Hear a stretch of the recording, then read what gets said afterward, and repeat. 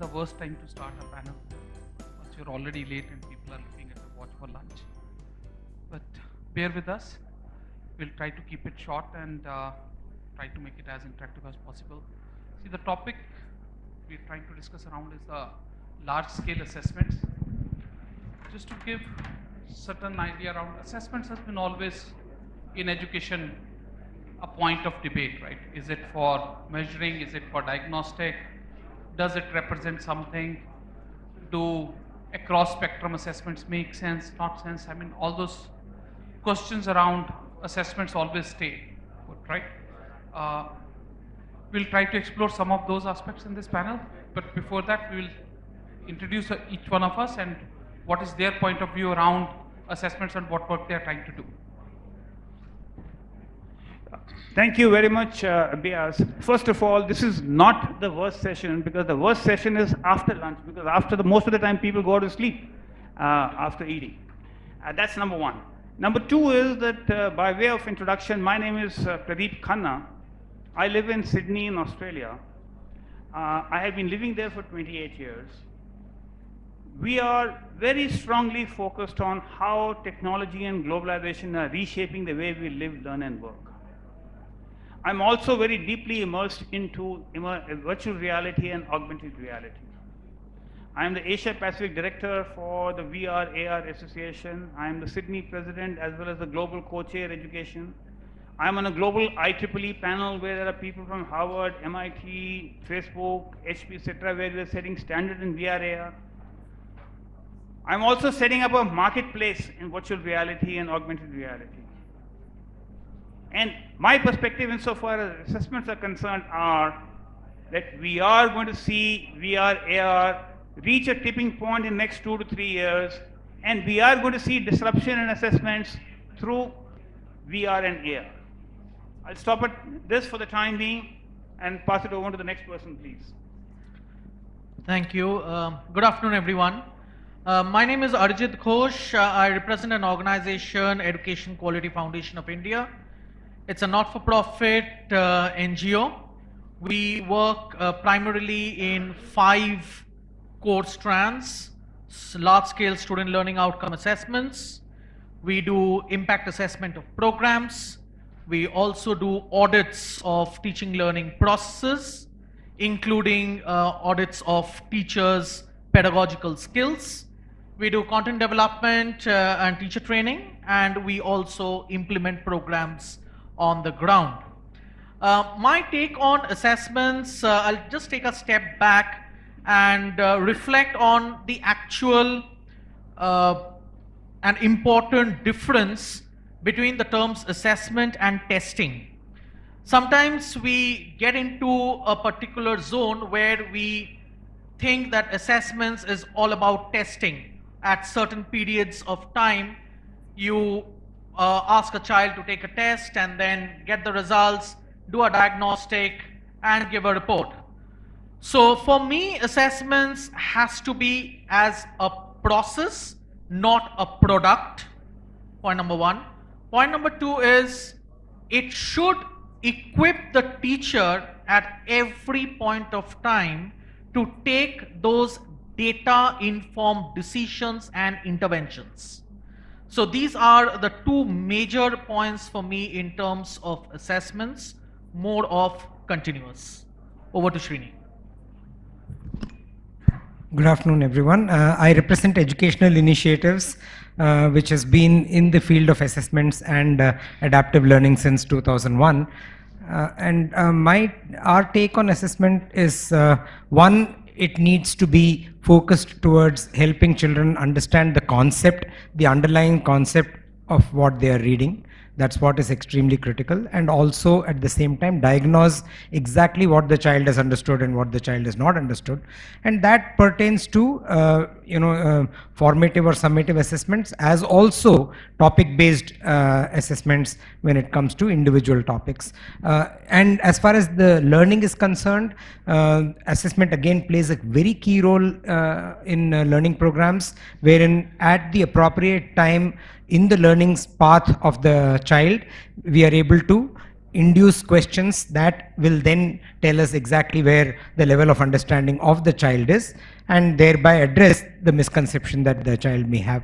The other part also is to what you mentioned, sir, about equipping teachers, equipping faculty with the right amount of data that then enables them to address individual students in terms of helping them learn what they are reading conceptually. Good afternoon, everyone. I'm Soumya. I'm here on behalf of Grey Matters India. Grey Matters India is also an education assessment and analytics company. We've done a large body of work with affordable private schools, government schools, as well as high-end private schools, doing standardized assessments and, of course, looking at the data from both the points that all the panelists mentioned here about where is the child on a learning continuum and should he be there? Now that is more of our focus about where are the standards, right? Just to take you all to another place, I know you've all been hearing about education for too long, for 2 days. I come from another place, I came from healthcare, and the diagnostic industry revolutionized healthcare in the past couple of decades, right?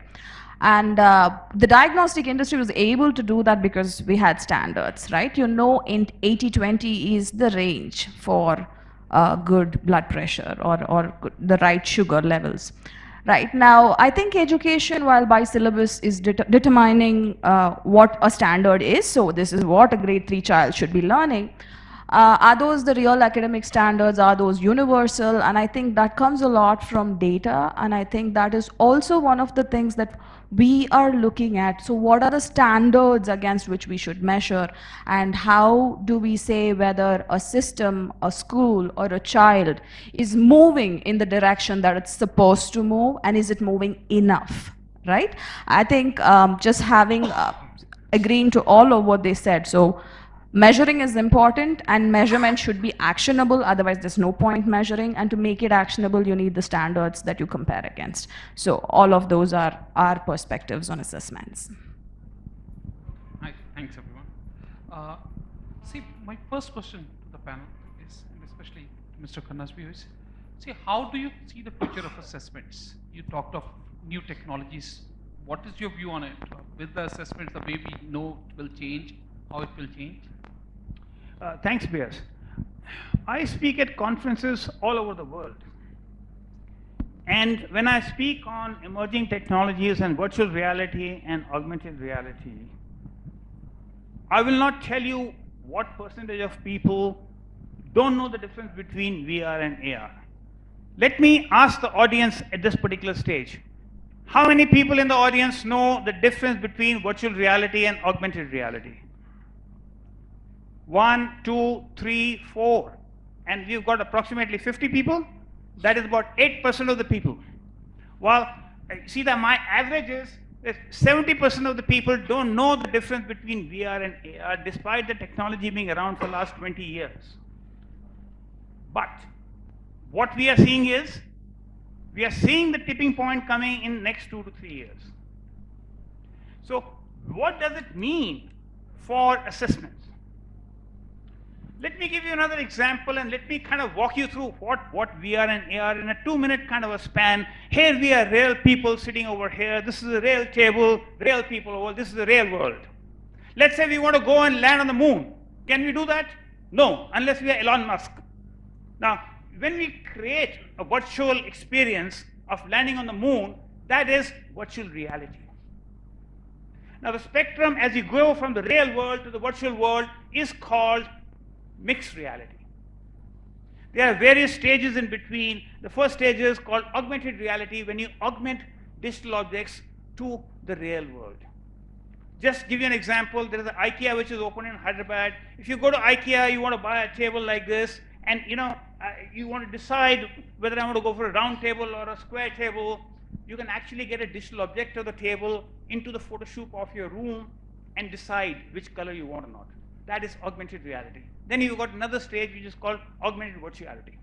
Now, this is just to give you a top-level view of what is the difference between AR and VR.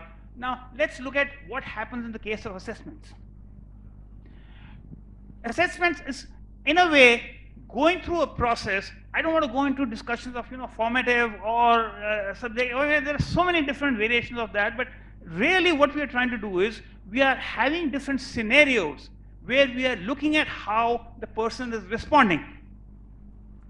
Just imagine if you create those scenarios in a virtual world. That is where we are heading towards. There are companies already established at the moment who are carrying out assessments in VR. So what you're doing is, let's say, if right from vocational skills to 21st century skills to coaching skills to any damn thing. I was speaking at a conference in New Delhi the other day when the education secretary from Telangana was in the audience. He came to me after my talk and he said that, I want to know more about VR, AR because I don't have money to build up labs for my school. So just look at that, You can create an environment, you can create scenarios, and you can get people to respond to those various scenarios. There's tons and tons. So that's where it is heading, but it is not there at the moment. It is going to be, we are looking at about 5 years because we are looking at about 2.5 years, 3 years for VR, AR to start having a tipping point. It is already having a very big impact in education and training, and you'll see assessments coming through in about 4 to 5 years. Thanks. What I'm gathering from that is that typically a lot of assessments seems to be theoretical in nature or can't mimic a lot of real-time environment. I think in the future we'll probably be able to have assessments where we can have a lot more immersive real-time environment where the children can be expected to do. See, as a veteran of doing assessments, I think education initiatives have done a lot of work. Shani, can you share thoughts around what has been the large-scale assessment things in India, in the sense, what are the challenges to conduct those, what are the results of done that, and how is that different from the private school assessments you conduct? Sure, thank you. So in the large scale, especially pertaining to the weaker sections of society and in the government, typically how assessments has been done is that you administer tests, as you put it, to a large group of students, and then you get an expert moderator or an expert academician to mark those tests, and it kind of stops there because it's almost impossible to disseminate relevant information based on those tests or assessments, whatever you may call them, to the students. So that is how it has typically been done traditionally. The way EdTech is revolutionizing this is that we are now able to actually help the child go through the learning path and then feed in relevant assessments at appropriate time. That is where we are able to not just customize it to the child so that we can give relevant feedback to the child, but also get benchmarking data based on where these children are from a conceptual understanding perspective. So you will have a child in Rajasthan near Bikaner, and you will have a child in Tamil Nadu near Ooty, and these children are learning in different languages, they are learning in different medium, and they are following different textbooks also, but they are fundamentally learning the same concept. So with what we are doing in terms of large scale assessments, you can find out whether this child sitting in Rajasthan and the other sitting in remote Tamil Nadu are learning the concept, and how do they benchmark amongst each other. That is the basic difference between how it used to get done in the earlier days versus now. In fact, that what leads to my next question is, Soumya, you touched about the standards. We all know there is no one India, right? There are many Indias in India. So how do you standardize or come up with the standards in a complex country like India? Yeah, before I answer that question, I just wanted to add to Srini's point about the one is the digital and the technology piece of it, but also I think when we disseminate results, and I think all three of us have been in this business know that who uses these reports, who cares about these reports. I think it's on the news for a while and then it goes away. And I think one of the trends we are seeing, and we're seeing as the future of assessments and also education reformation in the country, is a impact-based incentivization. Right, so there is the development impact bond which has come into India, which kind of pays out based on a certain impact that you achieve. And I want to give the example of Saksham Haryana, which has been a phenomenal program. It's the first time a state government has conducted an assessment, and there is percolation right all the way down to the teacher level in terms of understanding skills that we are testing, right? You know what, the only thing, different thing that they did to the usual NAS and assessors of the world, it wasn't a top-down approach. They said, as blocks, you nominate yourself if you think you're confident that you're grade level. The blocks got into a competition mode, and today, and I think it's actually for the first time ever, it's going to be an election conversation this time in Haryana, right? So I think that is also another future. The digital piece is important to make that future possible, but that's an enabler. But the future of assessments has to be that tool that unlocks impact, right? And that segues into the standards conversation, where if I don't have the standards, like in DIB, this was one of the biggest conversations we had. Key, how are you setting targets? What is the target, right? And we've had to defend, and especially with the interventions who are on the ground, to be very fair to them, right? I think they're doing a lot of hard work, and you're coming and judging them. They're like, how can you say that's what it is? And that's data is the key to that. The more and more data we build, like we've done about 1 million tests now, and we have data on different types of interventions, different types of schools, like you said, Ooty or Bikaner, or English medium 100 rupee school, 1 lakh international school, or a government rural school, tribal school. In Kashmir, in Tamil Nadu, in West Bengal, we kind of, I wouldn't say it's a fully complete data, but if you keep building on that data to arrive at the standards, because if you can't arrive at the standards, it's without building on the data. And that DIP conversation is a kind of actual example of how standards were set.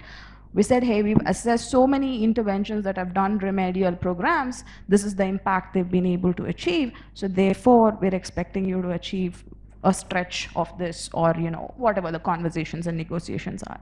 But yeah, that's the answer to your standards question, is just more data, basically. Can I add one more point to this? This is very interesting. So in addition to impact, assessments or testing per se gives rise to a feeling of antagonism in most children, so there is a little bit of fear, there is a little bit of aversion, and that causes forgetting what the child learned anyway.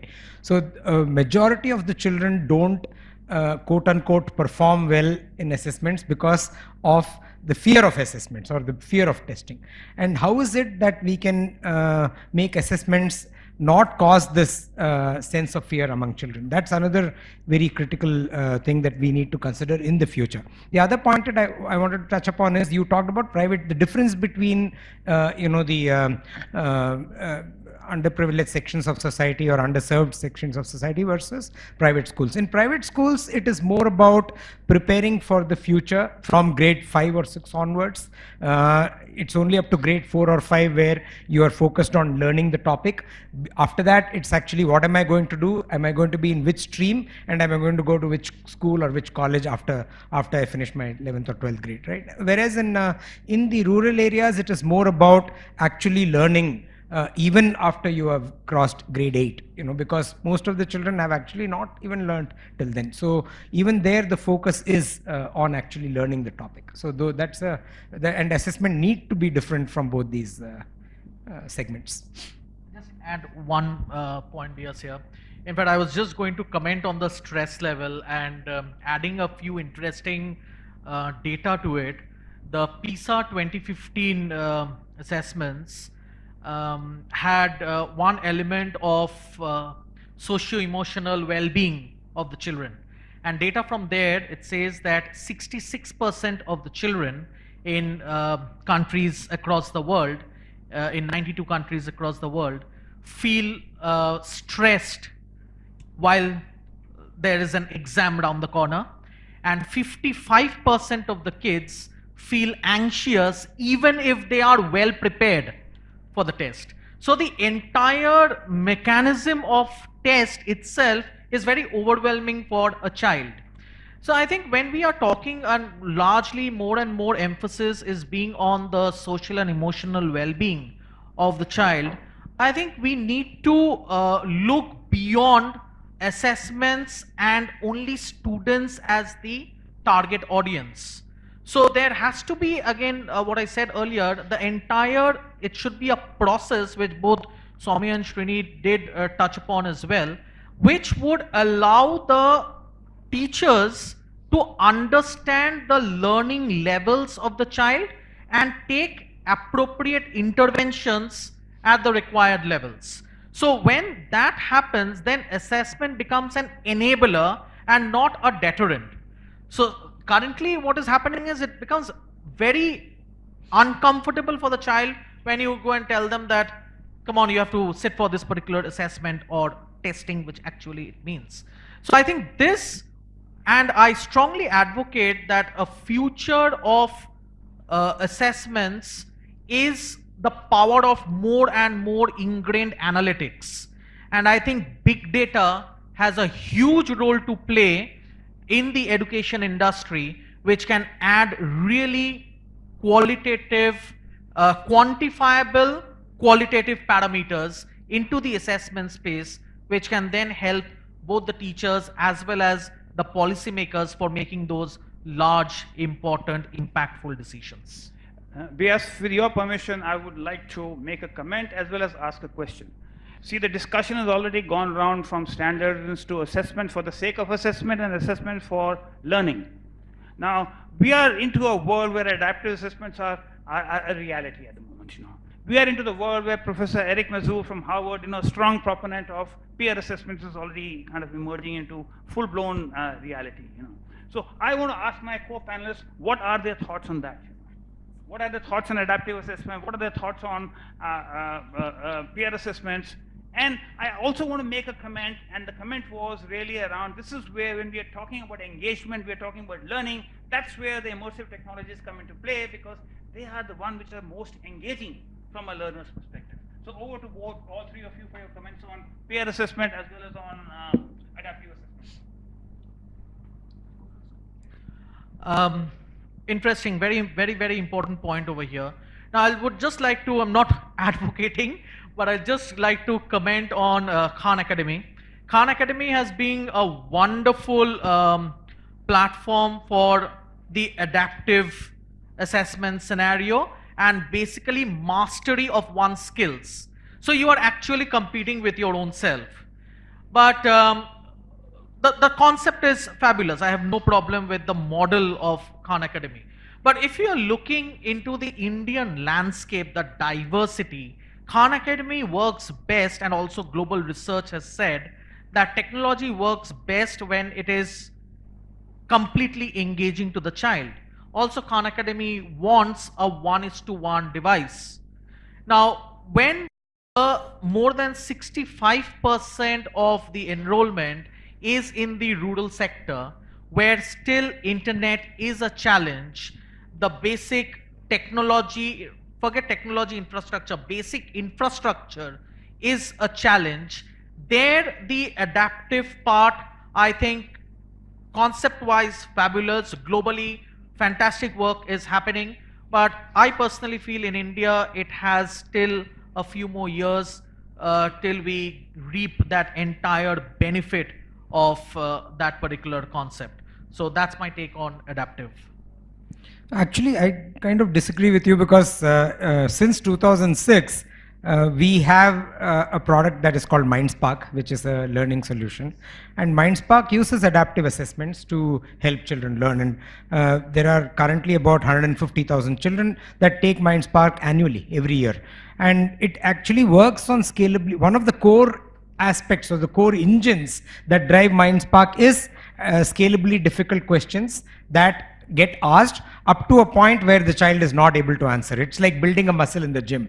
You keep exercising your muscle up to a point where the tissue breaks, and when the tissue then reconstructs itself, it is much stronger than it used to be. Similarly, the adaptive logic and adaptive assessment of MindSpark takes it to a break point where the child is not able to answer, and then reconstructs, gives scaffoldings, and brings back the child at a higher level than the child was previously. So, and it's been working since 2006 and doing well. No apologies, I really forgot about MindSpark, But MindSpark has been a really one of the real exceptions. Thank you for picking that up. Look, one of the reasons that large-scale assessments are conducted are done is pretty much to dictate the macro policies of our state. Assessments at the individual, assessment at the personalized level is a different debate altogether, and the technology to conduct can be another topic of discussion. For example, I'll share one example. The large-scale assessments when Mexico decided that they're going to be a tourist-based economy, and certain segment of it they're going to develop.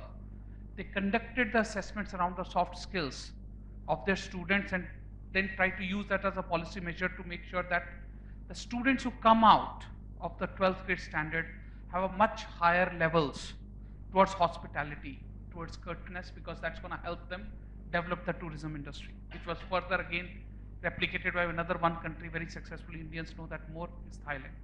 So I wanted to ask you panelists, is there any example in any of the states you guys have worked in a large scale assessment which has been done with targeting fundamentally some macro policy towards education or something? If you can share any. I just give examples from our work that have allowed that to happen. I'm sure all of you can add. So I think one of the things that we have been kind of working on is a public-private partnership in government schools, and we had published a research in partnership with the Education Alliance about 3-4 years ago. And I think the Delhi government has made a move to bring in public-private partnerships into their schools. They've given a pilot phase now, and then on further study, they're planning to scale it. So that's like a big push. And that, obviously, everything is based on data that these schools actually show better learning outcomes as opposed to not having a private partner working in the school, right? And the other case is, like I already mentioned, the Saksham Haryana piece, where once a block is declared as Saksham, so essentially we're saying 80% of your students are grade level, that means that block is declared as Saksham. And once they're declared as Saksham, then the government brings in further interventions. They get some English medium interventions, some digital interventions. So I wouldn't still call it a policy change, but something that the report and the larger assessment drives towards. And these, I think, would be two big examples of the work that we've done, which kind of have driven or changed policy. Yeah. I'm sure you have a lot more to add. No, our focus has primarily been on language and arithmetic. You know, and, that's where our focus is, and we believe that those are the two skills that will be relevant in whichever world we live in, and that's what is important for children of the future. And also, you know, in the morning I was talking about foundational skills, and we'll be surprised to know that children, more than 50% of the children get out of school without picking up foundational skills. And the only way that we can get them to understand basic foundational core skills are through focusing on language and arithmetic. That's what we do. We don't go beyond that. Yeah. So you go and ask for grant typically to conduct a large-scale assessments, etc. Can you share what are the major motives of people who try to conduct the assessments at a scale, who commission you the projects to conduct large-scale assessments? For you. So this, when we, how we operate is through requests for proposals and grant calls, primarily from funders who have been implementing a program on the ground to see that whether the program which was operational on the ground has actually made that particular impact. So the answer to the question, Bias, is there's no simple single answer to this, because this depends on the project itself. So what was the outcome of the project, the desired project, what were the desired outcomes? And then we design assessments on the basis of that outcome. I'll give an example. Srini talked about foundation skills. In some of the projects where we have worked, the implementing body, their major work was focused on building basic numeracy and literacy skills. So obviously the assessment tools that were designed where to check whether those basic foundation skills have improved or not. In some other project, their focus was primarily that whether the design thinking skills have improved or not. So accordingly, the tools were different. Currently, we are about to start a project with Delhi municipality schools where they also want, apart from student learning and impact, they also want whether the teacher's delivery or the teacher's pedagogy, how impactful it is in the classroom. Because we are only otherwise testing student performance, but day-to-day operations, what is the role of the teacher? So again, over there, the assessment tools are totally different. So we have a framework on teacher skills, where we focus on 5 areas: learner management, resource management, transaction of learning materials, 21st century skills, and professional culture. Because primarily in the government sector, one major problem which many talk us about is the lack of motivation on the part of these teachers. But my personal experience has been in certain pockets, it's completely different. Lowest paid teachers, fantastic, very high motivation, and I would like to make a comment over here, particularly of the teachers from the Kasturba Gandhi Balika Vidyalayas. So KGBV teachers are one of the highest motivated teachers which I have observed in my little experience. So in short, there's no single answer to that, according to my take on it. So, Bias, I just want to respond to the earlier question, which was in regard to examples of policy-driven assessments. And I want to give an example of Australia, where we have ACARA, a body by the name which is called for Australian Curriculum Assessment and Reporting Agency. It is a body which is owned by the federal government, the equivalent of central government in India, and it works with all the state governments because education is a state subject. They carry out regular assessments, for schools across, and these are assessments in, basic literacy, numeracy, kind of this thing. They have now been moving on to, from paper-based to online to a national adaptive assessment for this. So this is just one example of how it is happening in Australia. No, I think thanks everyone for their views. Look, just to summarize what we have talked about, you asked for the questions is, large-scale assessments are very, very critical aspect of any society at a policymaker decision level. They need to be conducted to really, really dictate a lot of education policy matters. I think new technologies are giving a lot of new opportunities in terms of being able to conduct them more effectively, and that's where the business opportunities for the people in the audience lies. Whether we can conduct them through AR, VR, whether we can conduct them through adaptive, through electronic formats, trying to use them to compare across the countries, across the subject on a global level. I think that's where the future of those large-scale assessments is headed towards. And I think personalization will take away a lot of unnecessary debate which used to happen through large-scale assessments in terms of saying that, it is not applicable to me or it's not applicable in this condition. I think adding the touch of adaptive to it will remove some of those things. With that, we will try to open for the questions. Anybody has a question we'll like to answer? So my question is that when you talk about large-scale assessments, there's always a kind of so let's say performance-based assessments or task-based assessments. There's a problem that if we want to scale them, somehow we also have in mind that we don't want to dilute the quality of the answers or the assessments going in. So how do you scale, keeping that in mind that the quality should not be diluted? The quality is uniformly applied across scaling. Like I'm assuming you're talking about how to do it in volume, right? Because the assessment quality itself is not related to how many students you're testing. It's going to be based on the standards we're testing against. But the quality issue actually comes, and we have a lot of experience doing these, a lot of these assessments on the ground, and of course, with the high stakes attached to it, a lot of things happen on the ground.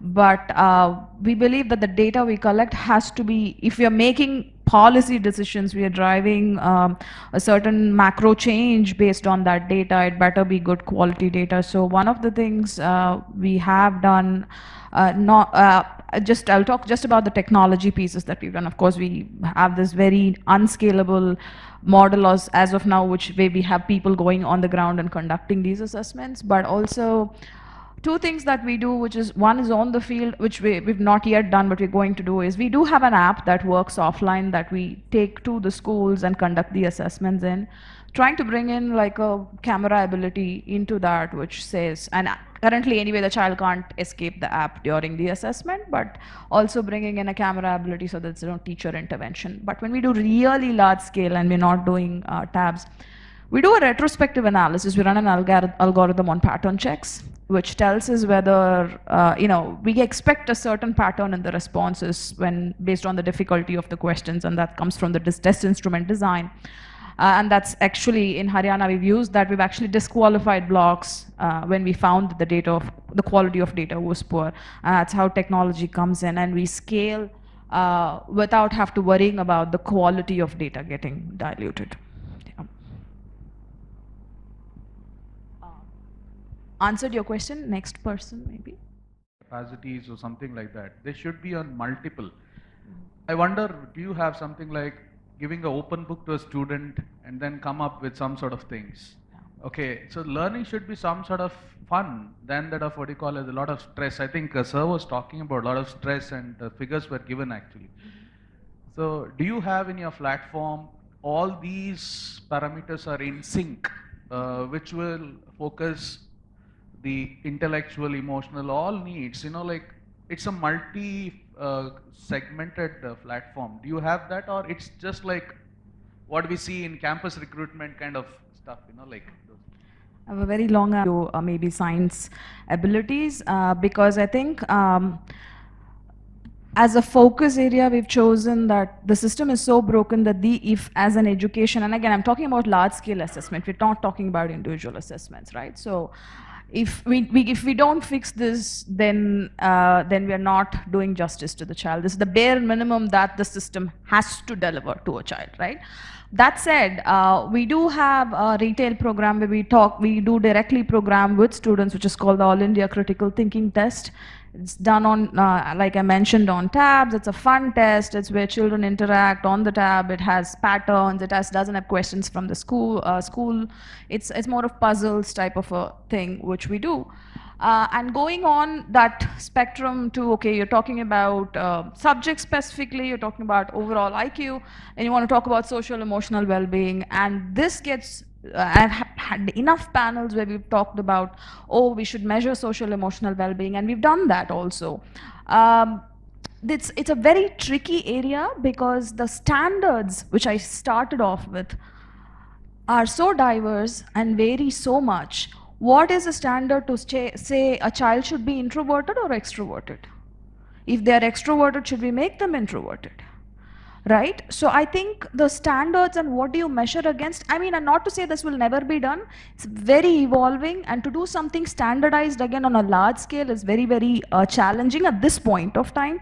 Definitely there'll be movement, but when just keeping to the panel on the topic of the panel, which is large scale assessments, I think right now the need is to measure the learning outcomes, and I'll let the rest of the panel add in if required. Focusing on MCQs where it can be heuristic based also. Yes, there are algorithms to tackle, but what happens to short answers, descriptive answers, writing skills of a student? Actually, that's a great point. And so, yeah, part of our assessments now, the new work that we are doing includes reading assessments and also essay writing, assessing the essay writing paragraphs and so on and so forth. So absolutely agree with you that those are critical elements too and need to be addressed. As of now, or as on date, is there any solution for writing? Reading, yes, it's tackled. When you read an MCQ, you have to read, understand only, then comprehend to answer it. How about writing? Anything already in is functional as on date?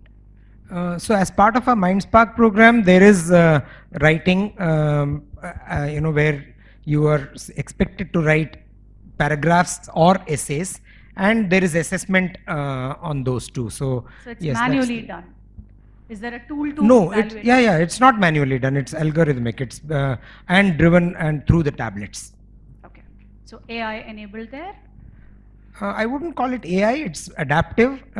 It's not yet AI. It's more adaptive. But yeah, in future possibly there'll be some AI element coming into it. More from a predictive analytics perspective rather than actual core content of the writing written para itself.